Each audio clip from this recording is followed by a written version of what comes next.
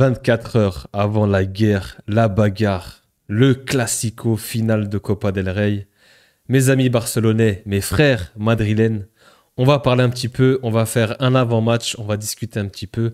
Et aussi, petite FAQ, je vous ai demandé de participer, de me poser des questions. Je vais prendre des questions et je vais répondre à vos questions. Voilà, je ne le fais pas assez souvent. Et voilà, j'aimerais bien vous faire participer un peu plus à mes vidéos, qu'on puisse échanger avec vos questions. Let's go, c'est parti. Ça sera le troisième round. Après s'être pris 2 KO cette saison, troisième round demain, il faut absolument réagir. Il faut rendre l'appareil. Il faut faire des dégâts à ce Barça. Même si, je vais être honnête avec vous les gars, je suis pas de nature pessimiste, mais je suis réaliste et j'y crois pas trop. J'y crois pas trop parce que ce Barça cette saison, il y a un gap. Il y a un gap de niveau avec ce Real, il y a un delta. Et il est trop élevé. Pour moi, il y a vraiment une différence de niveau cette saison. Le Barça est très fort dans tous les aspects, dans tous les domaines, collectivement, individuellement, la tactique, la façon de jouer, le coach. Il y a un contexte tout qui a bien cliqué cette saison pour eux. Et nous, cette saison, c'est très compliqué. Des mauvais choix, des compos qui changent toujours, des blessures, etc., etc. On va commencer par parler des forces en présence. Le Barça a quand même quelques blessés. Ils vont se présenter avec Lewandowski qui est absent, qui est blessé. C'est quand même une absence de marque. Il faut savoir que Lewandowski, cette saison, les gars, c'est plus de 40 buts. Pichichi, à l'instant, à l'heure actuelle, en Liga. C'est un joueur, mis à part son côté buteur et ses buts, il est très important, très influent dans le jeu et l'animation offensive du Barça. Il décroche beaucoup, il joue avec les milieux de terrain, il permet de laisser des espaces dans le dos pour Rafinha Yamal. Il est hyper important.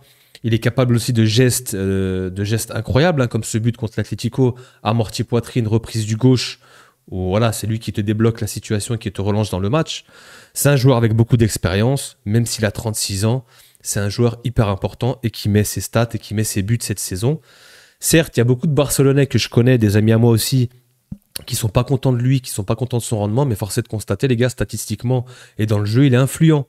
Ok, vous êtes déjà en train de vous projeter, de préparer l'avenir, c'est important, il faut anticiper, mais à l'heure actuelle, c'est un chaînon, c'est un élément qui est très important. Il sera remplacé par qui? Ferran Torres ou peut-être Dani Olmo. Les deux sont bons cette saison. Voilà, il y a eu quand même quelques blessures pour Dani Olmo. C'est un joueur fragile hein, qui enchaîne les blessures, on le sait. Et il y a aussi Ferran Torres qui, lui, par contre, fait une saison extraordinaire. Il n'est pas titulaire, mais quand il rentre, il est létal. Il marque. Il est très bon cette saison. Des fois, par moment, il est titulaire. Par moment, il est remplaçant. Mais voilà, il stat cette saison. Il est très bon. Et en fait, le Barça, tu peux avoir un absent, mais tu peux le remplacer. Tu peux le remplacer parce que ce collectif est très fort, très huilé. Ponctuellement, sur un match, tu peux remplacer un joueur par un autre dans ce collectif parce que le collectif est beaucoup plus fort et met en valeur tes individualités. C'est un collectif avant tout, ce Barça, et tu peux juste remplacer un chaînon par un autre, un élément par un autre, et ça peut quand même fonctionner. Là où, du côté du Real, c'est un peu plus compliqué. T'enlèves un Mbappé, t'enlèves un Bellingham au milieu de terrain, tu le sens tout de suite. Le collectif n'est pas assez huilé, soudé, et pas assez fort et pas au-dessus des individualités. Maintenant, tu as un autre joueur qui est absent, qui pour moi est hyper important dans ce système aussi, c'est Baldé. Baldé à gauche, un latéral, top 1, chapeau 1, super joueur, très important dans le système tactique de Flick, un contre-attaquant. Il est capable de défendre et ensuite de contre-attaquer. Il est très rapide sur son côté gauche avec Rafinha. Ils peuvent faire des dégâts. Ils ont fait énormément de dégâts. Hein. Surtout contre nous, on se souvient de cette finale de Supercoupe, la défaite 5-2 où il y a ce rush de Baldé qui décale pour Rafinha, etc. Baldé, c'est une bonne nouvelle et un soulagement pour nous, madrilènes. Ce sera sûrement Hector Fort ou Gérard Martin apparemment. C'est pas le même niveau, attention. Encore une fois, comme j'ai dit, tu peux remplacer un joueur dans ce collectif, mais là, pour le coup, il y a quand même un gap de niveau. Je pense quand même que Baldé est supérieur. Il est très rapide, c'est-à-dire que ce Barça qui joue très haut, par moment se fait avoir sur la ligne du hors-jeu. Surtout quand tu as des remplaçants, quand tu n'as pas les titulaires sur ce back fort, souvent tu as un alignement qui peut être douteux ou même par moment, juste tu prends énormément de risques et tu sais que par moment ça peut se jouer à 1 millimètre. Et il y a des moments où tu seras pas hors jeu et le Real pourra jouer en contre-attaque, mais ce Baldé justement est hyper rapide et capable de combler ce retard par sa vitesse et rattraper les attaquants. Là où un Martin ou un Hector Fort, ce sera peut-être un peu plus compliqué. Donc c'est un point, on va dire, à appuyer, un petit élément faible, un côté faible peut-être du Barça, où ils se sont affaiblis avec l'absence de Baldé. Et ensuite, sinon pour le reste, c'est du classique, il me semble, ils auront tous leurs joueurs. Du côté du Real, donc il y a cette absence et cette blessure de Kama, fin de saison, liaison du tendon des adducteurs. Kama, c'est compliqué. Cette saison, c'est très compliqué. Il a eu beaucoup de blessures. Et à un moment donné, il commençait à revenir, à reprendre du rythme. Moi, j'étais content. Je voulais le voir s'imposer au milieu de terrain. C'est vrai que cette saison, entre les blessures, le niveau un petit peu inconstant, etc., c'est compliqué pour Kama et les blessures se répètent. Je ne sais pas pourquoi. C'est un joueur fragile peut-être maintenant. Son jeu qui fait qu'il soit très exposé aux blessures, beaucoup explosif dans le contact, etc. Un jeu avec beaucoup d'énergie, donc je ne sais pas. En tout cas, Kama est out. Il devait jouer latéral gauche, il me semble, pour essayer de contenir Lamine Yamal. Même si en vrai, Yamal, tu peux lui mettre n'importe quel latéral que tu veux. Il est capable de dribbler tout le monde, il est super rapide, très technique, très bon dans les changements de direction, etc. Mais voilà, j'aurais préféré quand même voir un Kama que voir un Ferland, Alaba, même Fran Garcia qui sera probablement titulaire. Pour le reste, il y a une incertitude entre Valverde et Vasquez à droite. J'espère que ce sera Valverde. Et sinon, pour le reste, normalement, tous les joueurs seront dispo. Mbappé, j'espère, sera titulaire. Il s'est entraîné, normalement, il est apte, il a récupéré de ses blessures. Et je sais pas, actuellement je sais pas du tout qu'est-ce qu'on aura comme compo. Est-ce que ce sera un 4-2-3-1 comme on a l'habitude de voir avec les 4 de devant, Rodrigo, Mbappé, Vinicius, Bellingham? J'espère que non. Si c'est le cas, on est mort, on est foutu, on va se faire ouvrir en deux, je vous le dis. Je pense que Carlo va essayer de mettre un 4-4 de losange. Un 4-4 de losange avec sûrement Vinicius et Mbappé en pointe. Un Bellingham en tant que numéro 10 juste en dessous. Un milieu à 3 avec Tchouaméni en pointe basse, Ceballos et Valverde ou Modric. Tout dépend en fait si Valverde va jouer latéral droit ou pas. Si Valverde joue latéral droit, ce sera sûrement Modric au milieu de terrain. Si Vasquez joue latéral droit, ce que je veux absolument pas, ce que je veux pas voir parce que Vasquez à droite contre Rafinha, Fran Garcia à gauche contre Yamal. Mais moi, à chaque duel, je vais fermer les yeux. Hein. Je vais trembler, Non, c'est pas possible. Moi, je veux pas voir ça. Il faut Valverde au moins à droite. Et on n'a pas le choix à gauche, ce sera Fran Garcia. J'espère un 4-4 de losange pour être un peu plus solide au milieu de terrain. Maintenant, ma compo, moi, je vais vous montrer la compo que j'aimerais. Ça, c'est la compo que moi, je souhaiterais. Et ce serait celle-ci. Voilà. J'aimerais avoir un 4-4 de losange. Par contre, je descendrais Bellingham d'un cran. Je mettrais Arda Güler en numéro 10. Arda Güler en numéro 10 pour pouvoir créer. On sait que dans cette position axiale au milieu de terrain, on l'a vu le dernier match contre Retafe, même s'il était un peu plus bas, il est capable de garder, d'orienter, de jouer face à la pression, de pouvoir aérer le jeu. Il a une qualité technique, une qualité de passe aussi surtout. Il est capable d'armer, de frapper pied droit, pied gauche. Je pense qu'en numéro 10, il faut lui faire confiance, il faut lui donner cette chance. Il peut servir Mbappé, Vini, il a cette qualité technique, il peut jouer avec Bellingham, avec Ceballos. On a un petit peu plus de ballon au milieu de terrain. Avec de la solidité, avec un Bellingham, Tchouaméni, je pense que ça, j'aimerais bien voir cette compo. Je serais surpris si je la vois. J'y crois pas du tout. Je pense plus que ce sera Bellingham qui sera en position à la place de Arda Güler et peut-être un Modric ici avec Valverde à droite. Je pense que ce sera ça. Si Ancelotti voilà, a la tête sur les épaules et essaie d'être réaliste et réfléchit un petit peu intelligemment. Maintenant, comment tu peux essayer de contrer cette équipe du Barça? Déjà, ça va être très compliqué parce que cette équipe du Barça va avoir le ballon. Va avoir la possession, on les connaît, ça joue très très haut, ça garde le ballon, ça vient te presser, ça vient te chercher, ça t'étouffe très très haut aussi, c'est une équipe qui t'étouffe, qui t'asphyxie avec ce pressing contre pressing, ils aiment bien garder le ballon, cette ligne du hors-jeu très très haute qui pour le coup peut être un avantage pour nous. On l'avait vu hein, lors des matchs, le match aller en Liga, où Mbappé était 8 fois hors jeu, je pense qu'il ne fera pas la même erreur. Il y aura des espaces, il y aura des spots pour Kylian. Il avait marqué sur un tout petit hors-jeu. Cette finale de Supercoupe, il avait marqué aussi, il avait eu pas mal de spots. Je pense qu'il va avoir des espaces pour Mbappé, pour Vini aussi. Il faudra juste être intelligent. Je pense pour essayer de contrer ce Barça, déjà, il va falloir courir. Il va falloir presser, courir, faire les efforts défensifs, je pense aux deux de devant aussi, et être solide. Avoir un bloc équipe solide au milieu de terrain avec les cadres et une défense costaud, solide. C'est très bien que le problème de cette saison au Real, c'est la défense qui est fébrile, tout simplement. C'est un des problèmes. Offensivement, je sais qu'on va réussir à marquer. on n'a pas trop de soucis. Je pense qu'on a les armes pour pouvoir se créer des occasions et marquer. Mais au milieu de terrain et défensivement, c'est très compliqué, c'est très fébrile cette saison. Et c'est un réel problème. Il va falloir être costaud, solide, faire les courses, courir, bien défendre et aussi essayer de déjouer ce hors-jeu, pas se faire avoir. Il y aura des espaces. On a vu Mallorca s'est créé des espaces, des petites équipes contre le Celta Vigo a eu beaucoup d'espace aussi. Ils ont réussi à mettre 3 buts. Le Dortmund a réussi à mettre 3 buts aussi, même si c'était un contexte différent. Le Barça était déjà qualifié, mais quand même, tu as réussi à te procurer pas mal d'occasions, des espaces. Et il y aura des spots. Il va falloir bien les utiliser les espaces, les contre-attaques, les transitions, faire mal et surtout être létal devant. Parce qu'Mbappé, en vrai, oui, ok, il a mis plus de 30 buts cette saison, mais il y a beaucoup d'occasions ratées, vendangées dans des grands matchs. Arsenal, l'Atlético, même contre le Barça.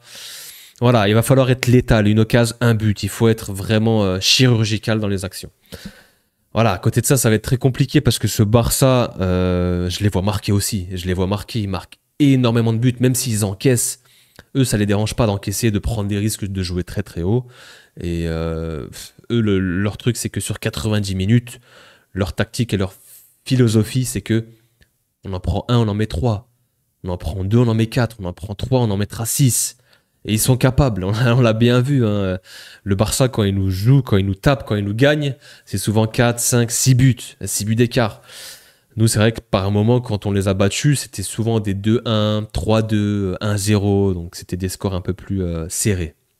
Donc voilà, honnêtement, j'ai pas réellement de pronostic, les gars. Moi, si je suis réaliste, je pense quand même que le Barça est mieux armé cette saison et plus fort. Il y a un gap de niveau, tout simplement. Donc, ça me choquerait pas que le Barça s'impose, honnêtement. Maintenant, en tant que supporter, on a toujours cette petite espoir, on y croit toujours. Et je me dis peut-être que le Barça est un petit peu fatigué, a peut-être la tête à l'Inter. Et il y a quand même quelques blessés, dont Baldé pour moi, qui est quand même une absence de marque pour ce Barça. Je pense on va marquer, on va réussir à marquer. Peut-être aller chercher un match nul et gagner en prolongation, quelque chose comme ça. Un match un peu serré, mais ce serait bien de ne pas prendre une volée parce que pour la 3e fois de la saison, franchement, ça ferait tâche. Ça ferait vraiment tâche. Et en plus de ça, pour moi, ce classico, les gars, c'est pas simplement un classico. Déjà, c'est une finale. Tu peux aller chercher un trophée derrière, tu peux soulever un trophée devant ton adversaire. Et en plus de ça, ça va beaucoup et vachement conditionner la suite et la fin de saison. Donc, les scénarios possibles, si le Barça gagne, c'est gifle, c'est 3 KO, 3 rounds, 3 KO. Il te termine, 3 matchs, 3 défaites. Tu perds le trophée, ils prennent le trophée devant toi. En Liga, ensuite, tu auras ce complexe d'infériorité qui sera encore multiplié. Psychologiquement, tu seras atteint. Donc voilà, tu peux éteindre le Real. Par contre, le Real, s'ils arrivent à remporter ce match, t'as un trophée, t'as la Copa, tu te venges d'une certaine manière des deux classicos que t'as perdus. Tu peux te relancer psychologiquement dans cette Liga, tu peux mettre un petit peu le doute, sachant que le Barça va jouer sur plusieurs compétitions. Il y aura la Liga, il y aura l'Inter en 2 matchs, il y aura le match retour aussi, le Classico le 11 mai. Donc voilà, ils peuvent se mettre un petit peu en doute, être fatigués, et tu peux aussi psychologiquement les atteindre. Donc pour moi, c'est hyper important pour cette fin de saison. Tu peux, toi, le Real, sauver un petit peu ta saison, et le Barça, eux, ils vont chercher à jouer à fond et aller chercher ce triplé, ils sont en mission, comme on l'a vu sur la photo de profil de Lamine Yamal. Il est en mission. Donc on va passer maintenant à vos questions. J'ai reçu quelques questions et je vais essayer d'y répondre. Donc première, je vais choisir celle-ci parce qu'elle est un petit peu liée avec la compo. Compo idéale que tu aimerais voir vs compo que tu penses va être mise. Donc, moi, ma compo, ce serait celle-ci. Je vous la mets tout de suite à l'écran. J'aimerais cette compo. Courtois, Valverde à droite, Asensio, Rudiger, Garcia à gauche, Tchouaméni en pointe basse, un milieu Ceballos, Bellingham et un Arda Güler en 10, avec Mbappé et Vinicius devant, comme je vous ai dit tout à l'heure. Maintenant, ça c'est ce que j'aimerais. Maintenant, je sais très bien que je n'aurai pas cette compo. Ancelotti va plutôt mettre Bellingham en 10. Ici, ce sera sûrement Modric, je pense. Et il y a un monde, où il peut mettre Valverde et Lucas Vazquez à droite. Et là, franchement, ce serait horrible, ce serait catastrophique. Donc voilà, ce serait la compo que j'aimerais et sûrement la compo qu'il va y avoir. En tout cas, j'espère que Valverde sera là et sûrement un Luka Modric. Ça, c'est la compo la plus probable, j'ai envie de dire. Voilà, on va passer aux autres questions maintenant. Alors, on entend pas mal de personnes dire que si le Real joue en 4-4-2, il pourrait gagner contre le Barça, mais le dernier Classico de Liga, la défaite 4-0, s'est faite en ayant une compo 4-4-2. Je pense que le problème se situe ailleurs. Alors, je suis assez d'accord avec toi, oui et non, parce qu'en fait, c'était un 4-4-2 à plat. C'était pas réellement la même tactique, le même dispositif. Là, on parle d'un 4-4-2 losange. C'est quand même différent. Tu as un numéro 10, tu as une animation qui est un petit peu différente.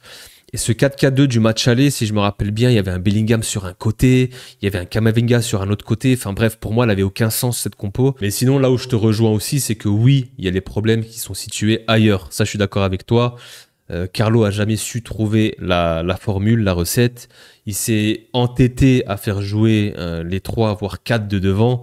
Il a jamais changé, il a jamais essayé. Par contre, ce qu'il a fait, c'est qu'il a pas mal changé de joueurs à leur poste. Tchouaméni en défense centrale, au milieu. Valverde pareil. T'as jamais la même compo, t'as jamais le même back four, t'as jamais les mêmes milieux. Là où, en fait, toute la différence avec le Barça, c'est qu'eux, ils ont un 4-3-3, des joueurs à leur poste. Ça bouge pas, ils jouent comme ça depuis le début. Et il y a des automatismes, c'est huilé. Une saison, ça se travaille. Du début de saison jusqu'à maintenant, au mois d'avril, t'as joué tout le temps de la même façon, mais tu t'améliores, tu progresses. Et les joueurs, ils sont là, ils ont leur secteur, leur zone, ils se connaissent, les yeux fermés. Voilà. Alors que si, à chaque match, t'as des joueurs qui changent de position, tu changes de tactique, tu joues en 4-4-2, tu joues en 4-3-3, tu joues en 4-2-3-1, à un moment donné, bah, c'est sûr que tu progresses pas et t'es perdu. Et là encore, si demain, ils nous inventent encore une compo avec des joueurs qui n'ont pas l'habitude de jouer à des postes, ce sera compliqué. Et ça a été un réel problème cette saison, en tout cas pour le Real. Alors, prochaine question. Salut Mesjinho, est-ce que tu vis de YouTube et quelle somme touches-tu tous les mois grâce à YouTube sans indiscrétion? Sinon, tes vidéos sont incroyables, surtout tes débriefs, continue comme ça. Alors déjà, dans un premier temps, merci pour le compliment, pour ton retour. Ça fait toujours chaud au cœur d'avoir des commentaires, je les lis tous. Il y a pas mal de commentaires qui font plaisir sur les retours des débriefs, des vidéos. Donc merci à tous déjà en tout cas. Et merci à toi aussi pour ce message. Et ensuite... Non, je touche pas encore je suis pas encore rémunéré avec YouTube. Ça fait seulement 6 mois que je me suis lancé. Je me suis lancé en octobre. On va dire que je suis tout petit, je suis tout récent, je suis tout neuf. Il faut un certain nombre d'abonnés, des restrictions. Il y a le Google AdSense, il y a pas mal d'administratifs, de choses à régler. Donc non, actuellement, je vis pas du tout de YouTube. J'ai un travail à côté et actuellement, je me lance seulement. Je me lance, j'aime faire ça et puis on verra si derrière ça rapporte une rémunération ou pas. Quels sont les points que tu penses peuvent jouer en votre faveur et vous donner une chance de remporter cette finale, autant faiblesse côté Barça que force côté Real? Honnêtement, il n'y en a pas beaucoup. Il n'y en a pas beaucoup des choses en notre faveur. Mais comme j'ai dit, il faut être costaud et solide, beaucoup courir et faire les efforts défensivement. Et en transition, on peut piquer. Voilà, si on arrive à déjouer ce hors-jeu, si tu arrives à être intelligent, à bien exploiter les espaces, il y aura des spots, comme j'ai dit, pour Mbappé et Vini. Il faut être létal. Et si tu arrives à bien défendre et à résister aux assauts du Barça pendant une mi-temps, voire une heure, plus tu vas avancer dans le match, plus eux, ils vont se fatiguer. Et peut-être, toi, tu vas avoir ce supplément d'énergie, d'âme pour pouvoir aller... tu mettras le doute, en fait, au Barça et tu pourras peut-être aller chercher ce petit but en fin de match, etc. Mais je pense que la clé, ouais, c'est d'être solide, de ne pas encaisser rapidement et derrière, de piquer en contre et être létal surtout devant, pas rater tes occasions, quoi. Ensuite, prochaine question. Et si une arrivée d'un nouvel entraîneur ne change pas grand-chose, quel serait le problème selon toi? J'ai pas trop compris la question. Et si une arrivée d'un nouvel entraîneur ne change pas grand-chose, quel serait le problème selon toi? Ok, donc en gros, s'il y a un nouvel entraîneur qui arrive, on a toujours les mêmes problèmes. Ça, c'est compliqué à deviner. C'est compliqué à anticiper. Si tu as un coach qui vient et que tu as toujours des problèmes, bah là, ce sera un problème peut-être de joueur, de complémentarité. Peut-être qu'un Vini, Mbappé, on sait déjà que cette saison, ça n'a pas forcément matché. La connexion entre eux, on l'a vu peut-être une fois ou par bribes, par moment, mais c'est très compliqué. Cette saison, ils ont du mal à se trouver. C'est forcé, c'est pas naturel. Ils sont un petit peu souvent sur la même zone, sur ce côté gauche. Mais je pense que si ça fonctionne toujours pas, il va falloir revoir l'effectif, retrouver un nouveau système de jeu. Je pense déjà avant tout, le problème du Real cette saison, c'est les latéraux et la défense aussi. Tu prends énormément de buts et tu as perdu beaucoup de matchs à cause de ça. Tu dois te renforcer déjà au niveau de tes latéraux. Ton défenseur central, tu dois en prendre au minimum un. Tu en as 2 sur 4 qui ont les ligaments croisés. Tu as un jeune qui vient juste de monter. Tu as Rudiger qui joue sur une jambe, qui est blessé, qui a un genou en vrac. Tu dois te renforcer dans tous les cas. Ça, c'est sûr et certain. Essayer de pallier l'absence de Toni Kroos, ce serait intéressant, ce serait sympa. On a Ceballos, mais bon, voilà, lui aussi, s'il est blessé. Donc, renforcer l'effectif, j'ai envie de te dire, et essayer de trouver les complémentarités entre les joueurs, quoi, tout simplement. J'aimerais bien voir un Xabi Alonso, voir ce que ça peut donner, s'il peut y arriver avec cet effectif. Salut frérot, est-ce que tu penses que Vini ou Rodrigo vont quitter le Real Madrid à la fin de saison? Non, je pense pas. Je pense qu'en fin de saison, déjà pour Vini, il y a plus des sons de cloche d'une prolongation qui va quitter le club ou d'une vente. Je pense plus qu'il va prolonger. Maintenant, c'est des détails. On parle de ça négocie entre les deux parties, etc. Même si le clan de Vini a démenti comme quoi la potentielle prolongation, mais je pense que si c'est sorti, il y a quand même des discussions, il y a quand même un peu de vérité. À mon avis, il y a un peu de négociation qui se fait. Mais je pense que Vini va rester et Rodrigo aussi. Par contre, là, je dirais plus la saison prochaine. Été 2026, peut-être que là ça va bouger, il y aura peut-être sûrement des départs, et s'il y a un joueur qui doit partir pour moi, c'est peut-être Rodrigo qui est plus susceptible à la vente. On sait qu'il y a beaucoup d'équipes qui sont intéressées par son profil.